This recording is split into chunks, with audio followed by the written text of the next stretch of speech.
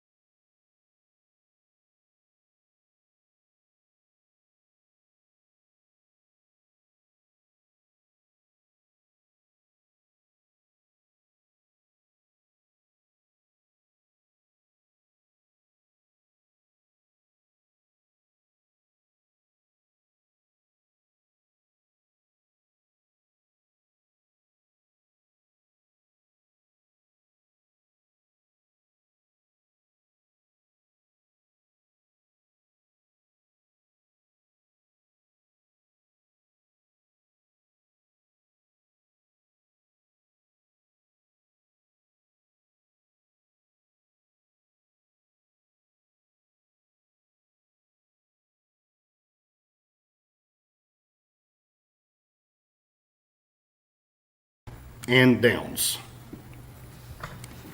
Guys, we thank you all for tuning in. Today, me and Jonathan have a topic that we wanted to share with you all. And Jonathan has read through the description of what we're going to talk about. This thing about us living life back to back, but experiencing life face to face is an important discussion to have. And we have two scriptures that we're going to use, part of one and then the whole of the other, as a way to frame our discussions. The first is John 5:16, and it says, "Therefore confess your sins one to another and pray for one another that you may be healed." Then we go down to Proverbs 15:1, and it says, "A gentle answer deflects anger, but harsh words make tempers flare." Now, this isn't a exegetical discussion about the Bible where we're going to break down line for line, precept upon precept, what it means. But we want to look at how these things and how this text applies to us in our lives and how it'll apply to you all too in your lives when it comes to living life back to back, but experiencing life face to face. And what this means, as I break this down, is the back to back aspect of this is understanding that if we're in partnership, whether it's in marriage, whether it's in friendship, whether it's son, daughter, mother, son, whatever it is, whatever personal, interpersonal relationship we have, or even in business, there's things that we're going to be weak in or weak at, where the people around us that see us the most are going to see that weakness the most. More than anyone else, they're going to see it. And so when you're wanting to have partnership with someone, and I'm going to use marriage as a extremely important part of it for me, you want to make certain that that person isn't your enemy. You don't want to make an enemy out of an ally. And when you see that person all the time, you're going to see everything they're not, because you see their weaknesses live in 3D every single day. So being able to be back to back with them means I'm facing out at those things that are coming against us both. That it's going to be the thing that constricts what we're doing, where we want to have a healthy marriage. We want to have a healthy business. We want to have these healthy, flourishing relationships. But if we're so focused on one another, we leave the weaknesses exposed to the world, and then we attack each other in areas where we're weak, instead of facing outward at the assailants and back to back with our ally, and we protect one another in the areas where we are the weakest. Go ahead, Jonathan. You know, from my understanding, one of the biggest disgraces of war is if you get shot in the back. That's because it almost means that you were running from what was going on. And that's a lot of what Ricardo is talking about, is when you have the back of your friends, of your family, of your business partners, of those around you in close proximity, then the things that would come at you from your back, from your rear, something that you would not see coming on, your friend, your partner, your ally has your back and can protect you from the back. Right. And same thing you're doing for them at the same time. Yeah. You know, when you're talking about a marriage, the husband, the wife, they back up against each other and they fight anything that comes against them. No matter if it's something close, something afar off, you're in it together. You are combined. You are one. And you are fighting it together. Right. I had a conversation with my wife recently about what it means to become one. Yeah.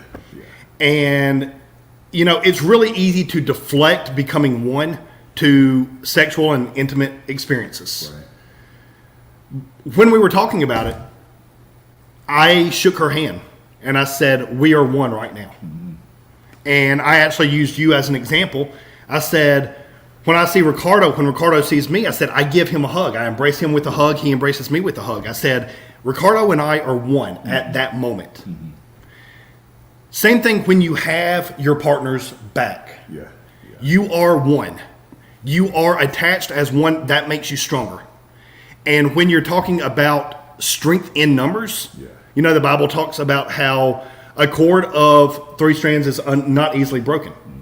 So when you have more people come in and you're on the same team, that's the important part of this, is you are truly joined with the same goal, the same focus in mind. You're both fighting for the same thing, and you're doing it back to back. Right. So things are not coming behind you and attacking you. Yeah. There is strength in finding those people, finding those groups, finding those business partners or marriages where that is paramount. Yeah. You've got each other's back. And the Bible even talks about that. Yeah, You know? it does, because there's a need for us to understand being right over righteous, especially as believers, is the quickest way to end up right and alone. Because none of us get it right all the time. I don't care who you are, you don't get it right all the time. Like, there are things that I do that I don't like.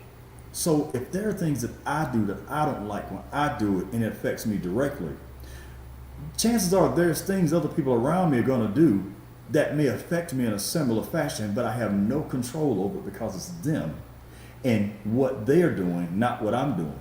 My part in it is, how do I choose to see it? And because of how I see it, how will I respond to it? Because it's prioritizing how I'm going to cover this person in an area right now where what they're saying, that is affecting me a certain way because I may be weak there. I may have an issue. There may be something that I've had going on where that thing they say just happens to be the area where I've been triggered. Now I got to look at the situation and say, I got a person that's speaking to me, that's saying something, and they don't even realize that this is doing what it's doing to me. But I'm going to respond out of anger to them or out of offense to them about what they've said, while not realizing that at times people are speaking out of a place where they're broken and they don't even know that they're saying what they're saying the way that they're saying it. They don't always know why they're saying it and don't know that it's affecting you the way that it's affecting you. So my thing is, a person that's hurt, a person that's broken, people that are closest to you, the last thing they need is for you to become the next person that takes the areas of their life that where they're weak and beat them over the head with it. Now, it doesn't mean allow someone to abuse you verbally, allow someone to run over you. What it means is understanding I'm weak in areas myself. Right. So if I am, and it's a place like there's things where I'm like, man, I don't want to be this way. And you're like, I know you don't want to be that way. But sometimes I'll still do it. And you'll still see the thing I don't want to do in a way that I don't want to be. So you acknowledge that I don't want to be that way, but I struggle with not doing it. Because I have a weakness or I have a struggle, there's these trauma responses or whatever it is. So if that's the case and you love me, are you going to take the things that I do that sometimes may rub you wrong and beat me over the head? Or are you going to understand he didn't want to be that way? And I'm going to help you to get through that because I choose to see it the right way and not defend myself, but I'm defending a brother or sister or wife that's weak and they don't want to be weak. Right, for sure. Everybody is broken in some way. Every person that you come across is broken. Mm-hmm. Whether it's from their childhood, whether it's from adulthood, anywhere in between, we all have broken pieces about us. Yeah. So treat people as though it's a situation where you love them and you care about them no matter what. Yeah. Because like you said in your example, I don't want to be this way, whatever that means for the specific person. Right. I don't want to be this way. Understand that there are times where people come at you with love, mm-hmm. and they're doing it out of attempting to take care of you, and they don't understand the full situation. Yeah. Being in business for yourself is a great example. Mm-hmm. Thankfully, I have a wonderful family that backs me up and supports me. And still with that, there are things that I don't share everything about my business mm-hmm. with my family because, to be real with you, some of it would scare them. Right. And they're there, they have my back. Mm-hmm. They are there to support me, to believe in me, to have my back. Mm-hmm. Yet, you also have to turn that around when you have somebody's back and sometimes face them face to face. Mm-hmm. So we're talking about life in focus and how you go into things back to back, yet face to face. That seems like a contradiction. Mm-hmm. How can you be back to back with somebody and be face to face with them at the same time? Well, the nature of living life back to back, but experiencing life face to face is the idea is that if I'm focused on the things around us that can destroy us, things that are in areas where I know, if I choose to align with you, then I got to know enough about you to know that you have my best interest in mind. So I can't spend all my time defending myself against you. So my thing is to know, where is this person strong so we can partner in areas where we're strong and your strength helps me and my strength helps you. And then where is this person weak? Okay.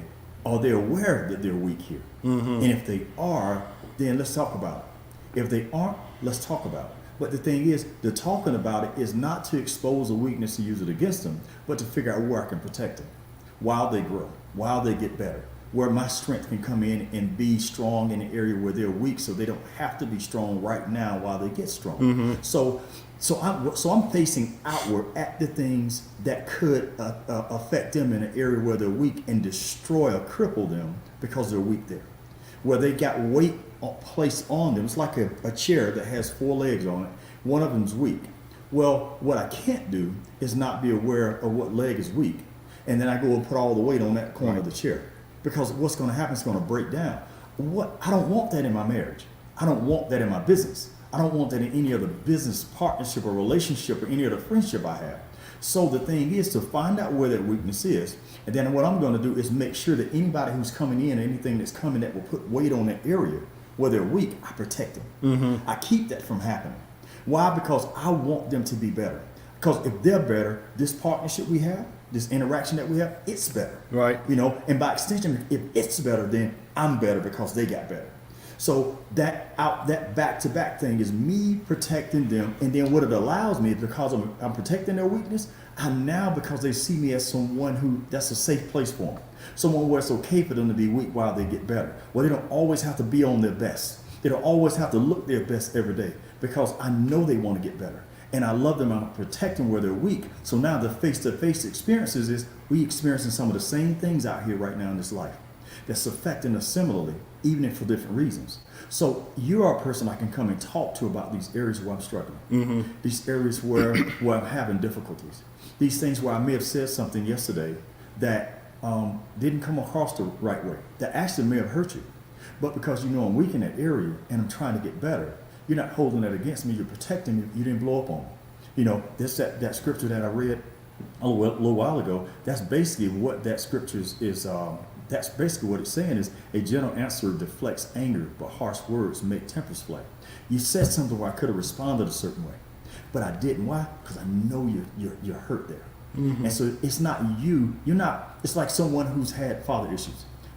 Like you're not fussing at me necessarily in this area. That same thing that triggered you, that's something your father used to do. Right. But right now, I'm the only physical representation of point of contact you have. So I'm taking your personal dysfunction or your personal pain personally because it's happening. It's not happening to me. It's affecting me because it's around me. So I'm choosing not to beat you over the head with something that you're broken by and you're hurt because of. So now I offer you a safe place because I'm protecting you to come and sit down and say, you know what? I'm sorry that I said what I said because I didn't mean that. And I'm like, you know what? I know that wasn't about me. I was here, so I was the one that took it, but I know that's the area where you're hurt, an area where you're weak. So that's the face-to-face experience where we're going to have things that we experience together and things that confront us. But you know what we do? We come together and we talk about it. We're vulnerable. We open with one another. And it's not just romantic relationships. It's in business. That's right. So that's the idea of back-to-back living life, face-to-face experiencing life. So back to back, you are at one with the person, protecting them. Face to face, it may be somewhat confrontational, is what I'm understanding. It can be. It can be confrontational. And one of our sponsors here, the QR code is in the upper corner of the screen. Scan that now and go get this book called Slingshots, 13 Powerful Catapults for Life Transformation. Chapter 4 talks about that exactly. It talks about confrontation is a slingshot for change. In order for things to change, I must change. In order for things to change, you must change. And that confrontation is not always easy. Right.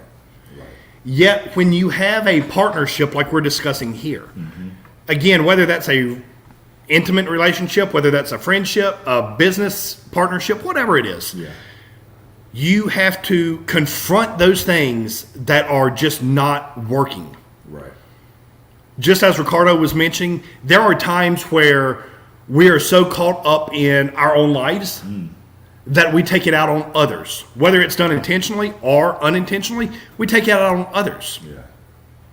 And that's where the power of having somebody that is accountable to you, that loves you, that supports you, saying, you know what, that's not right. That's not right, Jonathan. That's not right, Ricardo. Here's what you need to do to start working on it and start changing that.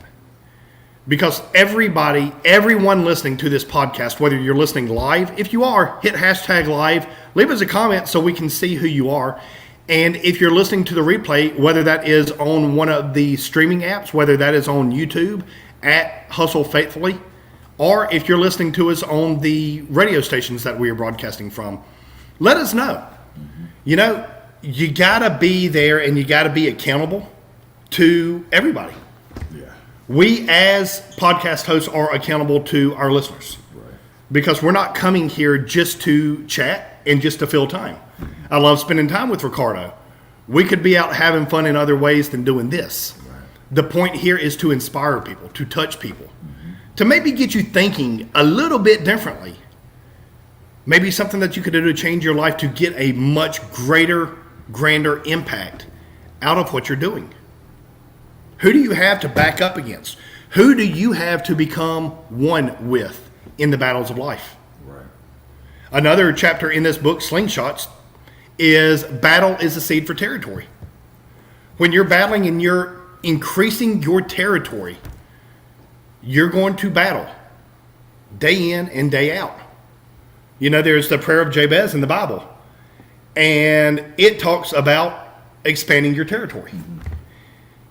It's the same with everything modern day right now of what exactly is it that you need to do? Who do you need to grasp arms with, be back to back, and be strong enough in that relationship to come face to face with that person, right, and discuss the shortcomings of each other, mm-hmm. of the business, of the relationship.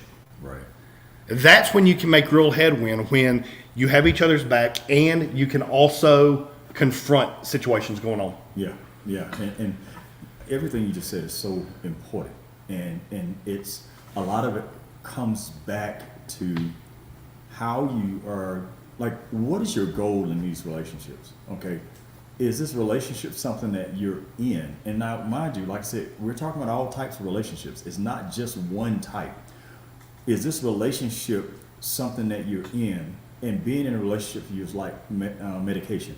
You know, it could be a business partnership, just to say I'm partnered with someone. Mm-hmm. In a romantic relationship, just to say I'm with someone because I don't want to be alone. I don't know how to be alone.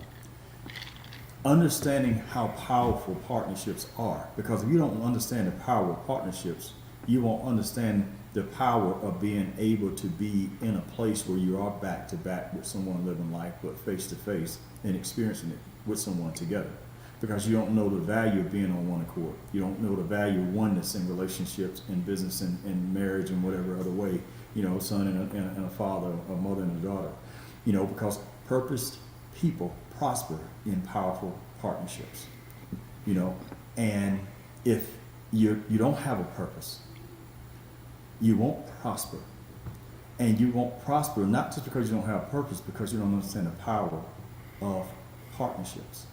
So for us in this position that we're in, we are sharing this conversation, these nuggets that we're dropping right now, because these are things that we ourselves are having to be intentional about, because in any moment something will happen in a relationship that we have, a business partnership with someone, in our home with a wife or with a son or daughter, where there's an opportunity to choose war.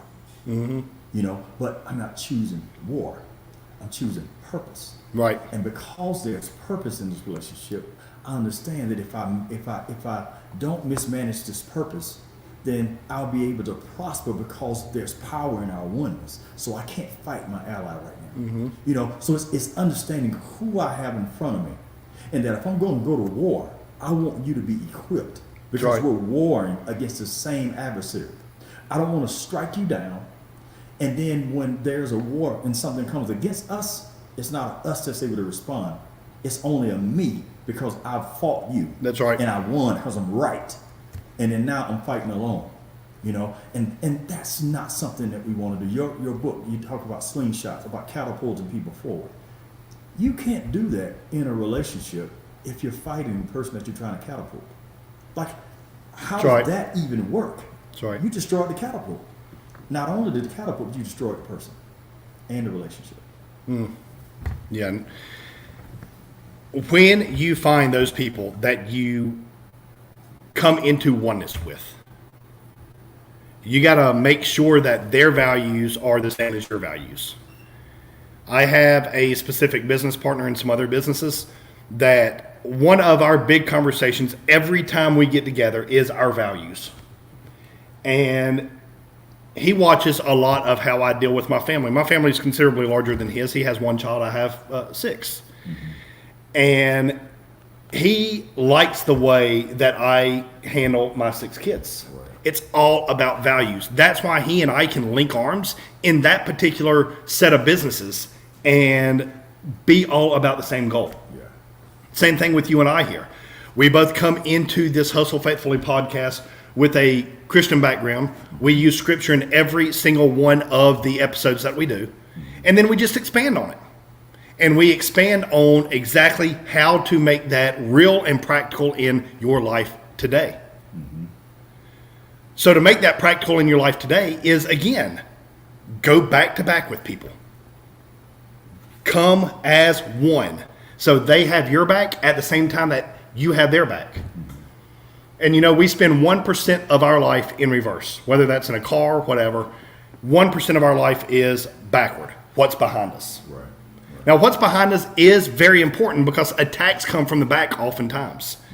Yet when Ricardo's on my back, I don't have to be concerned about my back because I know he has it. Yeah. He knows that I have his back and anything that can come against his back. And then when we, again, reverse that and go from back to back as one, and then we face each other as brothers, we can confront things that it's like, hey, how's this working? How's this get better? Right.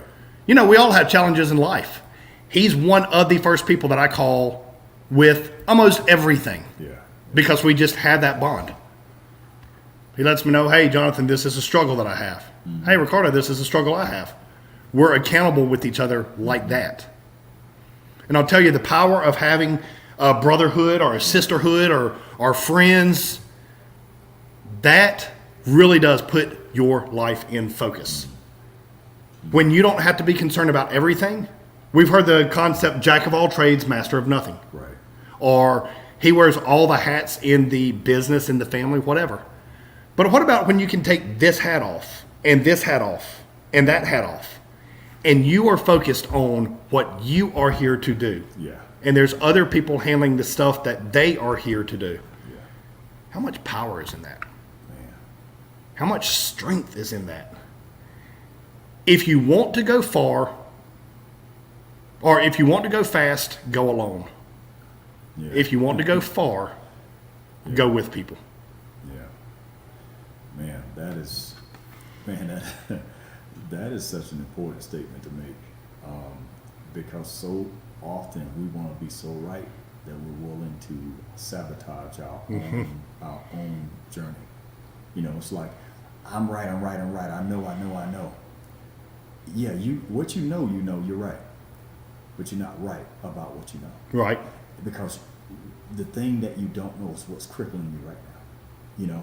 It's you can only do or aspire to do as much as your knowledge in this area will allow you to do. And if you don't know anymore, you can't possibly do anymore. For sure. And because you don't think in your mind, because your ceiling is here, that you can do anymore, you don't know to expect or believe for greater than what you have access to that you can touch. The power of being in a partnership is that you have somebody where you can borrow belief. You have somebody who can believe big enough and strong enough, or if you're a partner with them, you'll realize in this area, I may be weak, but man, they're strong. I like the way they believe. I like what they're doing. And this person wants the best of me. What it does, it causes you to stop hitting your head on the ceiling of unbelief, and you punch through it into a new layer or a new area of belief, a new level of belief. Not because you had it, but because they did and believed better for you. Wow, I love that. Borrow belief. Yes. That's inspiring within itself. Just two short words. Borrow belief. If you had somebody that came into your house and they immediately started trashing the place, would you allow them to stay there? Probably not. You'd probably kick them out with a quickness. Why would you allow people outside of yourself to come into your mind and pour garbage into your mind and to pour doubt and disbelief into your mind? Now, you can do that yourself. Pour the garbage and disbelief in your mind. But like he was saying, borrow belief. Why not borrow the belief that you are amazing? Borrow the belief that you are incredible. Borrow the belief that you are a king's kid. Borrow the belief that you are made for more. Borrow the belief that you are incredible and people want to hear from you. They want to know you. They want to love you. There's just some beliefs to borrow. Believe that if you're in business for yourself, it's going to work out. Now, it's not just about believing and not putting in action. Yes. You got to work at it. You have to. But when you believe, that's where everything starts. It's a belief in your mind. Yeah. We had a chat a couple months ago in Thought Provoking Change that was talking about how everything in this world has had two births. Everything. The house that you're living in, it was somebody's thought before it was ever there. It was born in somebody's mind. Disney World was born in Walt Disney's mind before you got to go get on the roller coasters and enjoy the water slides.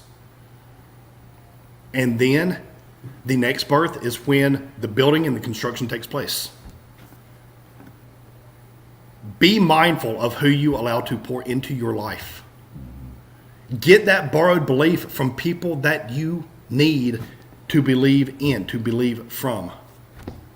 If they're not pouring into you positively, drop them.